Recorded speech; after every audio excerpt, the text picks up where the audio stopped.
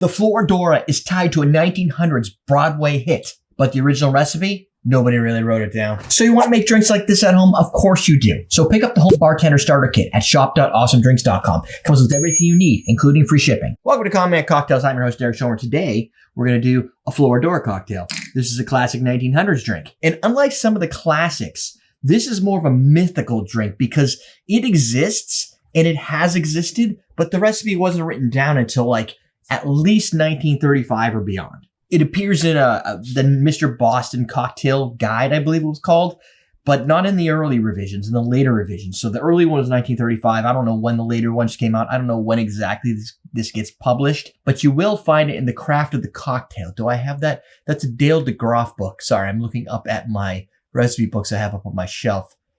Joy, mixology. It's in there someplace. It might be upstairs.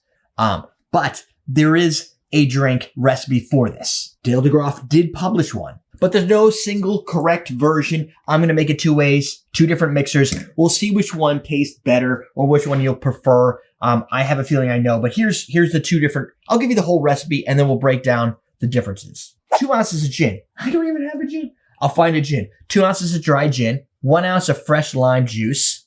I get 2 limes. Hopefully I get 2 ounces out of these. Top with either ginger ale or ginger beer. We're going to do both. 3 raspberries on a garnish pick. If you're so inclined, I happen to have raspberries right here, so I'll use them. We're going to shake and strain the base ingredients.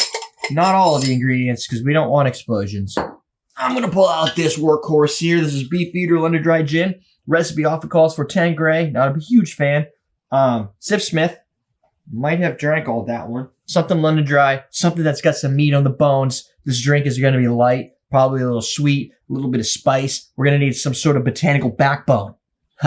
So, since our base ingredients are identical, I'm just going to double the recipe for the base. So we're going to do, oh, by the way, did I mention the raspberry syrup? I can't remember, ½ ounce of raspberry syrup. If I didn't mention that, the card that flew across my face, that should cover for me. So we're going to start with our base ingredients. So we're going to need ½ ounce of raspberry syrup. So I'm going to use 1 full ounce for this. You can see a little bit better if I do this. So I'm going to just do my 1 ounce here so I can make my double. Right to the meniscus, dump it in. Now, the reason I will use my raspberry syrup, this, by the way, is Labraco, fantastic. This is gum syrup too, so it's got a little bit more silky smoothness to it. We're going to use highballs for this, or rocks, or Collins glasses, you can call them whatever. Chicago highballs. You can get this on Amazon, I believe. I'll put a link down below if you'd like to use my affiliate link. Give me the extra 25 cents. Probably more like 3 cents, but whatever. Lime juice. I'm a jump cut, so you don't have to see me sit here cutting and squeezing all my limes. I'm going to pull off a 2 ounce here, and I'm going to just use the top instead of the actual 2 ounce portion of this jigger, available on our bartender starter kit. Also linked below. Primarily just so I can kind of rinse this syrup. So since we're doubling it, we're going to need 4 ounces of gin.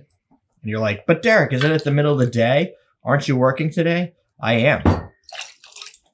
So I will either take a few sips, see if anybody upstairs wants them, or throw them down the drain. This is what I do for you guys as a tutorial. I guess I could drink them.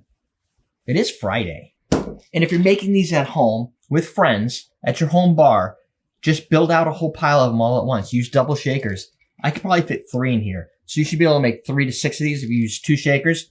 Cover most of the people at your party. That way you're not just building drinks and then by the time you're done, the next person wants another drink and because it takes so long and then you're basically sitting here the whole time. Alternatively, you could pre-batch these, put them into a big jar, pour those out, have them top it with the sodas, and call it a day. We're not doing any of that. Oh, 12 seconds. Fresh ice. Why fresh ice? When I have ice here, I can just dump it.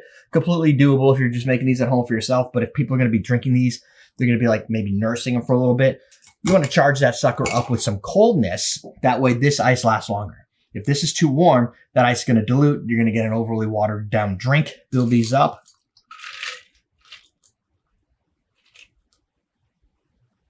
So your base is done. Now what we're going to do is pick which one is going to be which. Now you're going to top this out. If your glasses are bigger, larger, kind of just play reasonable. I would say No more than 3 to 4 ounces of this. We have plenty of room in here for that. This is a 12-ounce glass, mainly like, what, 3/4 full. This, my friends, is Q Mixer Premium Ginger Beer. This stuff is spicy compared to a standard ginger beer. I like it, but I usually buy them in small ones like this. That way you can put them in a couple different cocktails. You don't end up throwing out or wasting a huge one. And they're full of sugar, so I don't like to drink too much of these just straight up. Even though I just filled this with alcohol. But if you're gonna enjoy the time, you might as well have it be alcohol versus just the freaking Palate sugar. We have Schweppes. Yeah, I know it's probably not the best ginger beer. I wish I had Q on me, but I don't, so I'm using what I have. That is how we're going to roll today. Couple of straws. Now, if I were to mix these up and get it wrong, not know which one's which because they do look the same, guarantee you I'll be able to figure it out when I taste. This is slightly obnoxious for what I'm doing here as a demonstration, so I would probably just do 3, like a skewer of 3, or maybe pile them on. But since these are either going to anybody that might be home, or a little bit to myself when I write some code, or and edit this, I'm just going to do 1 raspberry. But feel free to skewer the hell out of the thing. That's good. Tastes like a little like light and springy Chambord, actually.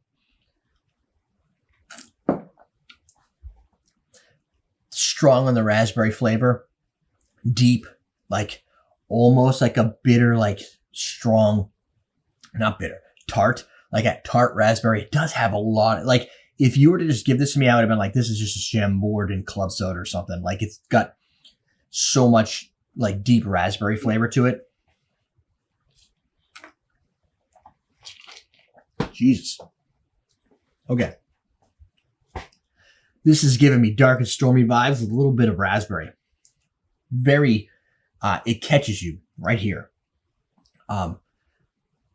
So, based on what just occurred, what I'm going to say is if you are older, I hit 50 this year, like 2 days ago.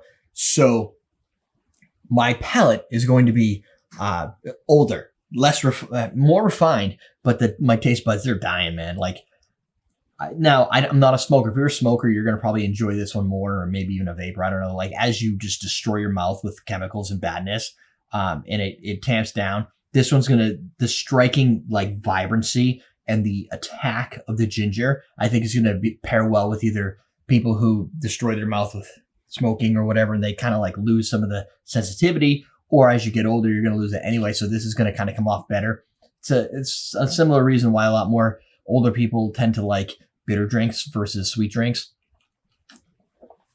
It's just, it tastes to me more like that spring, dark and stormy vibe. Like even summer, this can go right into summer.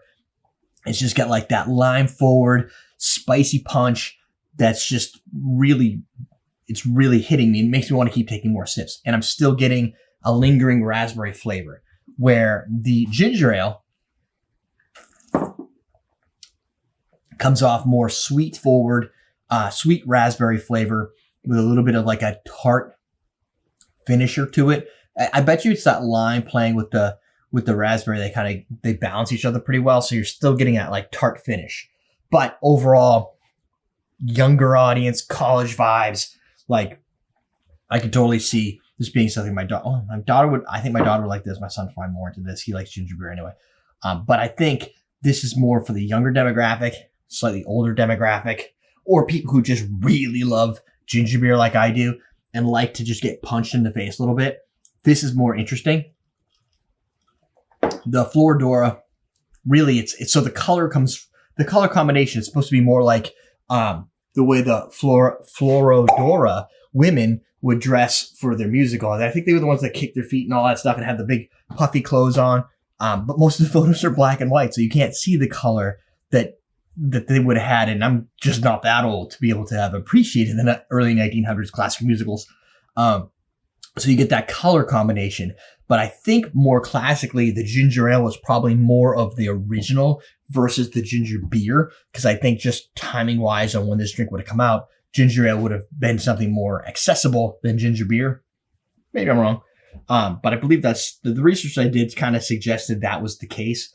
But their ginger beer, I'm going to guess, will probably have been more spicy, more so like what Q produces today. Even the Q's ginger beer has more of a spicy punch, where Schweppes, I think, general audience, everybody buys at the store, it's going to lose some of its vibrant punch that it should really have. Overall, I would go with the Florodora with ginger beer versus the Schweppes or any ginger ale version of the drink. So that's it, my friends. Question of the day: which of these drinks best suits you?